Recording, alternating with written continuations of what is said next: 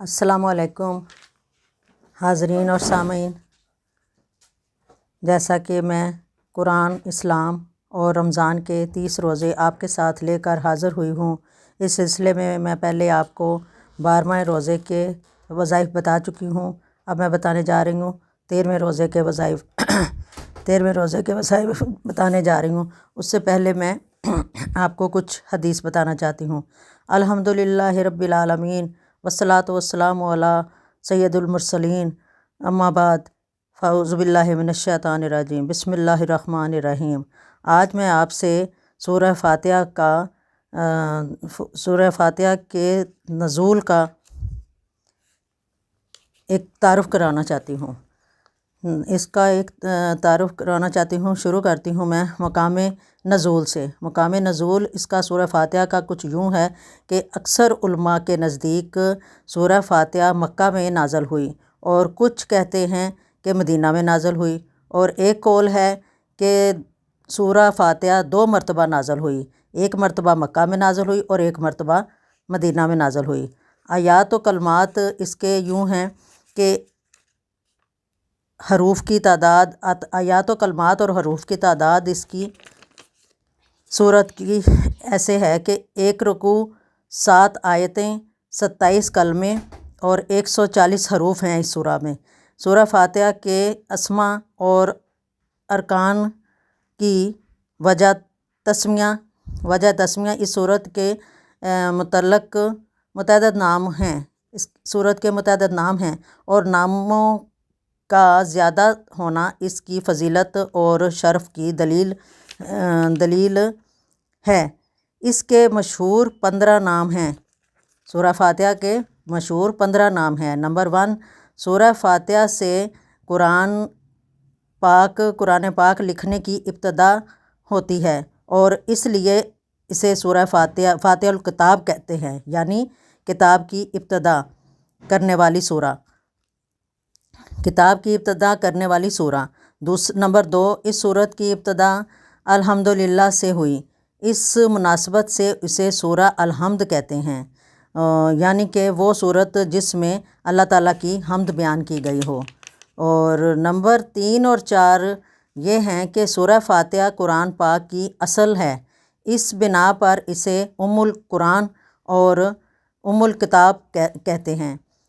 Number 5، یہ سورہ نماز کی ہر رکعت میں پڑھی جاتی ہے، یا یہ سورت 2 مرتبہ نازل ہوئی ہے، اس وجہ سے اسے السبع مثانی، یعنی کہ بار بار پڑھی جانے والی سورہ، یا 1 سے زائد مرتبہ نازل ہونے والی سورہ، 7 آیتیں کہا جاتا ہے۔ اس کی 7 آیتیں کہا جاتا ہے۔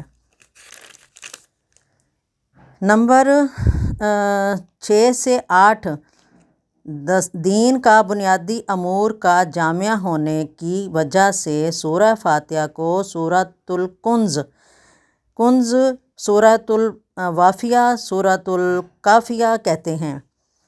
نمبر 9 سے 10، شفا کا باعث ہونے کی وجہ سے اسے سورۃ الشفا اور سورۃ الشافی کہتے ہیں۔ نمبر 11 سے 15 تک یہ ہے کہ دعا پر مشتمل ہونے کی وجہ سے اسے سورۃ الدعا بھی کہتے ہیں، سورۃ التعلیم المسئلہ بھی کہتے ہیں، سورۃ السوال بھی کہتے ہیں، سورۃ المناجات بھی کہتے ہیں، اور سورۃ التفویض بھی کہتے ہیں۔ گفتگو کافی لمبی ہو چکی ہے، اب ہم آگے چل کے اس کے فضائل وغیرہ بتائیں گے۔ اب آتے ہیں ہم 13ویں روزے کی طرف۔ تو 13ویں روزے کو بعد نماز فجر سورہ جمعہ کی آیت نمبر 4 33 مرتبہ ہم نے پڑھنی ہے۔ ذالک فضل اللہ یؤتیہ من یشاء واللہ ذو الفضل العظیم، یہ ہم نے پڑھنی ہے 33 مرتبہ۔ اس کے بعد ہم نے بعد نماز ظہر پڑھنی ہے سورہ فلق 47 مرتبہ۔ قل اعوذ برب الفلق من شر ما خلق ومن شر غاسق اذا وقب ومن شر النفاثات فی العقد ومن شر حاسد اذا حسد، یہ پڑھنی ہے۔ اس کے بعد ہم نے پڑھنی ہے سورہ ناس سورہ عصر کے بعد نماز عصر کے بعد ہم نے پڑھی سورہ ناس 47 مرتبہ، اور سورہ فلق بھی ہم نے پڑھنی تھی 47 مرتبہ۔ نماز ظہر کے بعد 47 مرتبہ پڑھنی تھی، نماز عصر کے بعد ہم نے سورہ ناس پڑھنی ہے 47 مرتبہ، بعد نماز مغرب ہم نے پڑھنی ہے دعائے نجات 11 مرتبہ، دعائے نجات پڑھنی ہے ہم نے 11 مرتبہ۔ ربنا آتنا فی الدنیا حسنۃ وفی الآخرۃ حسنۃ وقنا عذاب النار، یہ ہم نے پڑھنی ہے 11 مرتبہ۔ بعد نماز عشاء ہم نے پڑھنی ہے صلاۃ الحاجات 4 رکعات، اس کے بعد سورہ مزمل پڑھنی ہے 3 مرتبہ، نماز کے بعد 3 مرتبہ سورہ مزمل پڑھنی ہے، اس کے بعد ہم نے دعا مانگنی ہے اللہ تعالیٰ سے گڑ گڑا کے، اور بہت دل کھول کے دعا مانگنی ہے۔ اللہ پاک ہم پر اپنی رحمتوں کی بارش کرے اور برکتوں کا نزول فرمائے، اور اچھی صحت کے ساتھ دنیا اور آخرت کی ہر خوشی عطا فرمائے۔